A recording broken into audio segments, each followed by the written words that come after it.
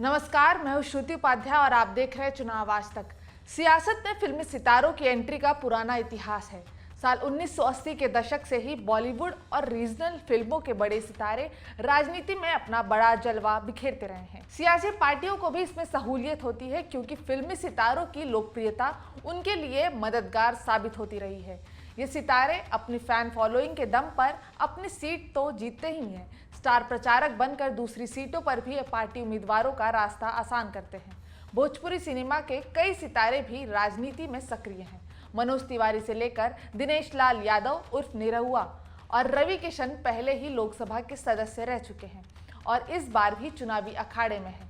Bhojpuri cinema के एक और सुपरस्टार की इस बार राजनीति में एंट्री हुई है। पावर स्टार के नाम से मशहूर पवन सिंह बिहार की काराकाट लोकसभा सीट से चुनाव लड़ रहे हैं। इस सीट पर उनका मुकाबला एनडीए के उम्मीदवार और पूर्व केंद्रीय मंत्री उपेंद्र कुशवाहा से है। पवन सिंह की रैलियों में जैसी भीड़ उमड़ रही है, उसने बीजेपी और कांग्रेस जैसे बड़ी पार्टियों को चिंता में डाल दिया है। पवन सिंह का दावा है कि उन्हें काराकाट में सभी तबकों का समर्थन मिल रहा है और उनकी जीत निश्चय है। आप भी सुनिए चुनाव में अपनी संभावनाओं को लेकर पवन सिंह ने क्या कुछ कहा है। देखिए, संघर्ष ही जीवन है। मैं कभी हार नहीं मानता हूं और ना ही कभी मानूंगा। और मुझे इतना भरोसा है कि जिस बेटे के ऊपर, जिस भाई के ऊपर जनता का आशीर्वाद हो, हर वर्ग का प्यार हो, दुलार हो, लगाव हो, एक तो वैसे लड़के को कोई पराजित कर ही नहीं पाएगा। रही बात चुनाव में हार जीत की, तो जीत के आगे हार है और हार के आगे जीत है। इससे घबराने का नहीं।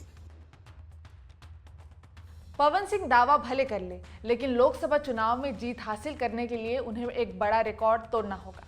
दरअसल भोजपुरी सिनेमा के जितने सितारे अब तक चुनावी मैदान में उतरे हैं, उन्हें पहली बार हार का सामना करना पड़ा है। भोजपुरी एक्टर मनोज तिवारी अभी north east Delhi Lok Sabha seat से सांसद है, लेकिन उन्होंने भी पहली बार चुनाव हारा था। उन्होंने 2009 में अपना पहला लोकसभा चुनाव समाजवादी पार्टी की टिकट पर गोरखपुर सीट से लड़ा था।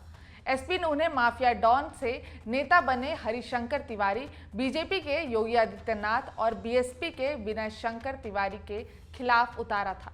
मनोज तिवारी को चुनाव में महज 11% वोट मिले थे और वे तीसरी स्थान पर आए थे। बाद में मनोज तिवारी 2013 में बीजेपी में शामिल हो गए और 2014 में लोकसभा चुनाव में बदलाव की लहर में जीत हासिल की। मनोज तिवारी 2019 में उसी सीट से अपना दूसरा लोकसभा चुनाव जीते और 2024 में इसी सीट से उम्मीदवार हैं। भोजपुरी एक्टर से नेता बने रवि किशन ने अपना पहला लोकसभा चुनाव कांग्रेस की टिकट पर जौनपुर से लड़ा। उन्हें महज 4.2% वोट मिले थे। फरवरी 2017 में वह बीजेपी में शामिल हो गए और 2019 में गोरखपुर से चुनाव लड़े। उन्होंने समाजवादी पार्टी के उम्मीदवार रामभुआल निषाद को 3 लाख वोटों से हरा दिया। 2024 में वह फिर से गोरखपुर सीट से चुनाव लड़ रहे हैं। निरहुआ के नाम से मशहूर भोजपुरी स्टार दिनेश लाल यादव 2019 में अपना पहला लोकसभा चुनाव लड़ा। उन्होंने समाजवादी पार्टी के प्रमुख अखिलेश यादव के खिलाफ आजमगढ़ से चुनाव लड़ा, लेकिन हार गए। बाद में अखिलेश ने लोकसभा से इस्तीफा दिया और बीजेपी ने निरहुआ को उपचुनाव में फिर से उम्मीदवार बनाया।